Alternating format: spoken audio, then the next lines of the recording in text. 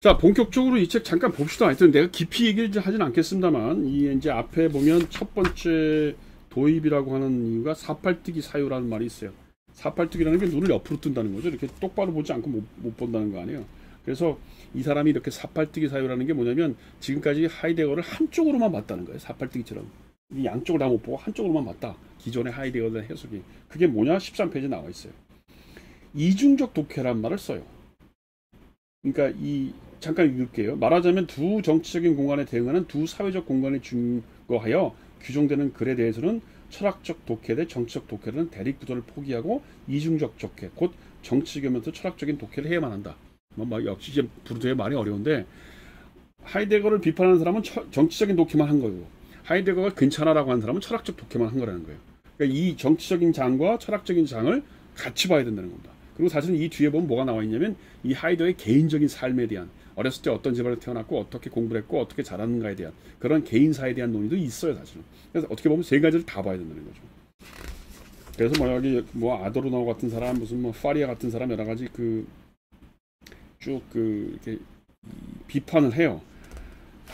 어렵습니다. 부르드에 만만치 않아요. 어려워요. 그래서 여기도 보면 나와 있는데 18페이지의 그 분석의 대상 이게 포인트예요.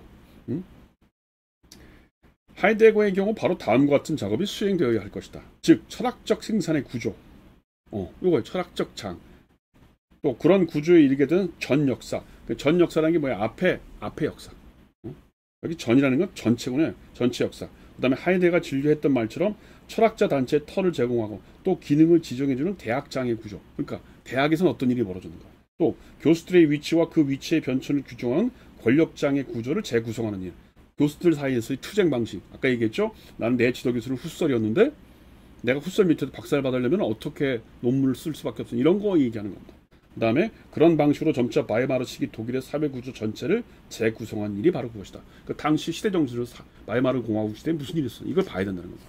그러니까 이렇게 보면 우리가 어떤 학문적인 컨셉이 하나 만들어지고 어떤 철학적인 텍스트가 하나 나온다는 건 하나의 예를 들면 그 사람의 하이데거 머릿속에서 철학적 사유가 쓴 거를 우리가 존재와 시간이라는 책에 나왔어 이렇게 생각하는 거 아닙니까? 그 사람의 머릿속에 나온 거예요. 근데 그게 아니라는 거예요. 이 사람이 갖고 있었던 정치적인 관계, 그 시대적인 분위기, 내 일상에서의 삶, 그 다음에 대학 교수에서 내 지도 교수는 누구야? 그 다음 다른 대학에서의 전체적인 학문적인 분위기 이런 게 다 엮여져서 하나의 철학적인 텍스트가 나온다는 겁니다. 이렇게 보면 이건 이제 정말 중층적인 결정이고 이 장의 논리를 배우는 거예요. 요게 나중에 이제 정치의 장에서 그렇게 분석을 하고 문학의 장도 이렇게 분석을 하고 법률의 장도 이렇게 분석을 해요. 그러니까 책이 어마어마하죠. 부르드가 썼던 논문들은 거의 논문 하나가 책이 될 만큼 굉장히 큰 이 논문의 길이가 길어요. 근데 사실은 그런 것들이 책으로 안 묶여져 나오는 게 많아. 그래서 부르드에는 읽기가 어려워요. 자, 그래서 1장에 보면 순수 철학과 시대 정신 요 얘기는 한마디로 얘기하면 그겁니다. 당시에 보수혁명이라고 하는 그런 그 사회적 운동 혹은 정치적 운동이 어떤 맥락에서 이루어졌느냐. 그래서 그 당시에 있었던 여러 가지 시대적인 분위기, 그 다음에 거기서 대학 교수들이나 대학생들의 분위기가 어땠는지, 예를 들면 뭐 정치적 사건으로서 학생들이 대학에 많이 들어왔고 취업은 불확실하고 대학 수준이 막 떨어지고 그 다음에 박사를 받아도 무슨 대학에서 강의를 못하고 중고등학교 교사로서 가르쳐야 되고 이런 것들이 지식인 사이에서 얼마나 많은 어떤 좌절감을 주고 그래서 이런 지식인들이 왜 보수혁명이라고 하는 사회적인 혹은 정치적인 운동에 가담하게 됐는지를 설명하고 있는 겁니다. 그 다음에 이제 그 여러 가지 중에 여기 35쪽에 보면 에른스트 융거라고 하는 사람 얘기가 나와요. 이 사람이 이제 하이데거한테 굉장히 많은 영향을 준 사람이에요.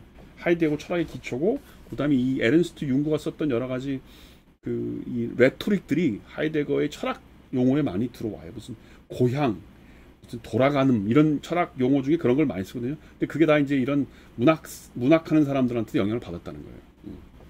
저도 에른스트 융거까지는 읽지 못했습니다. 뭐 그거 언제 다 읽어 내가. 그래서 어려워.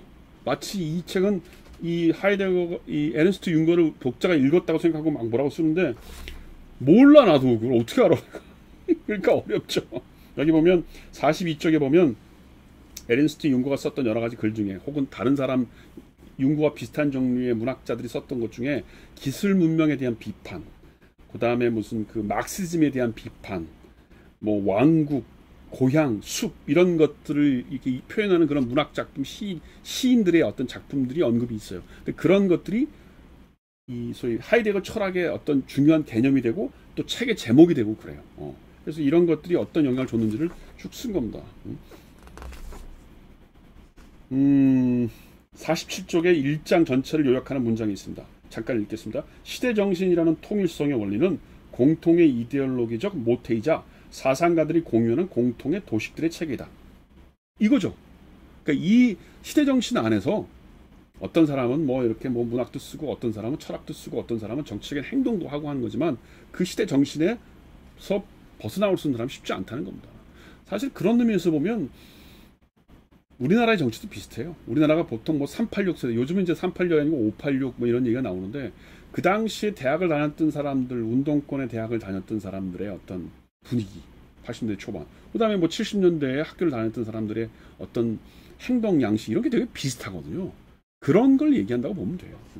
사실 의미가 있어요. 우리나라의 정치 구조 안에서 보면 지금 이제 뭐 저는 현실 문제를 깊이 얘기하고 싶진 않지만 우리나라의 진보와 보수가 기반하고 있는 시대 정신이 뭐냐.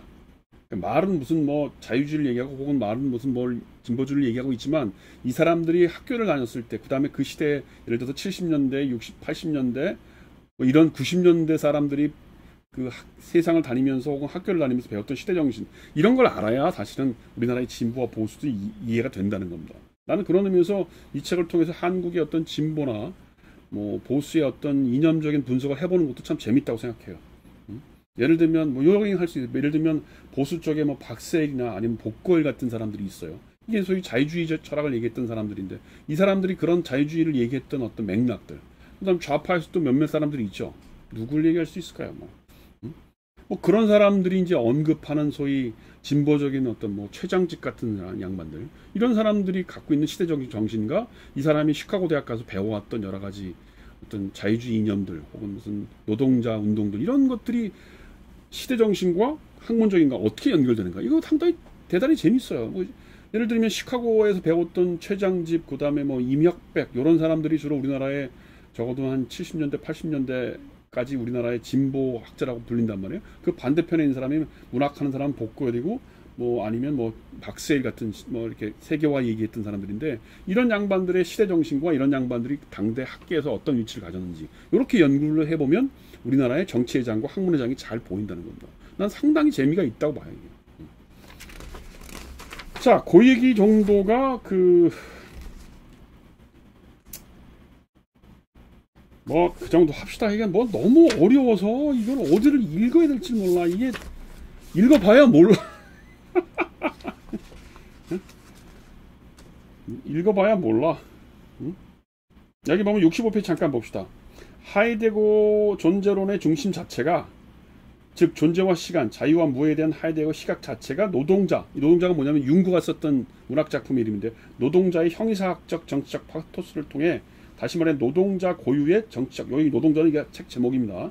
아르바이트라고 하는 고유의 정치적 토대를 투명하게 드러나게 하는 형식으로 표현되거나 적어도 시사된다. 이 말은 무슨 말이냐면 하이데거의 존재론 철학이라고 하는 게 융구가 썼던 노동자라고 하는 소설에 나오는 그 문학작품에 나오는 용어를 그대로 반영하고 있다는 거예요. 요 문학의 장과 철학의 장의 관계 혹은 보수혁명이라고 하는 정치적 현실과 하이데거 철학의 관계를 보자는 겁니다. 요거는 사실은 그 의미가 있죠. 상당히 의미가 있는 얘기입니다.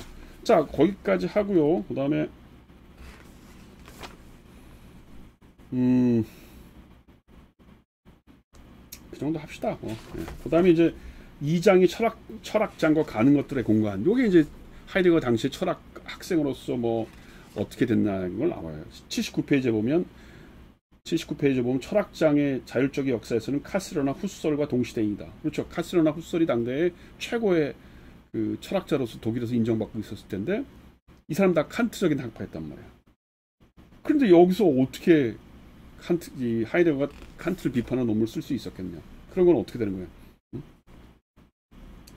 그래서 뭐예요? 자기 자신의 입장을 드러낼 수 없었다는 겁니다. 뭐예요? 81페이지. 따라서 자기 자신을 해당 시기의 장을 구성하는 적재적 대립의 형태로 강요되는 문제 설정에 대한 적절한 답변으로 인지되게끔 할 때만 철학적임을 자인하며 철학적인 것을 인정된다. 무슨 말이에요? 그 당시 카스트로나 후설 같은 사람이 지배했던 독일 철학계 내에서 이게 중요한 거야. 문제 설정이라는 게 그런 거야. 이게 중요한 거야 라고 하는 문제 틀을 나는 요거를 요런 다른 식으로 한번 볼게요. 비판적으로 볼게요. 요런 정도 수준에서 칸트를 비판해. 그러니까 칸트를 언급해야 된다는 겁니다. 그래야만 그래 하이데거 논문 너 철학으로 논문 인정해 줄게. 여러분들 우리나라도 그렇지만 이 유럽에서 철학 박사 받고 정책 박사 받는 게 쉬운 일이 아닙니다. 우리나라는 그냥 각 대학에서 이 박사를 주지만 유럽에서는 대학에서 박사를 받고 또 교수 자격 시험이라는 걸 봐요.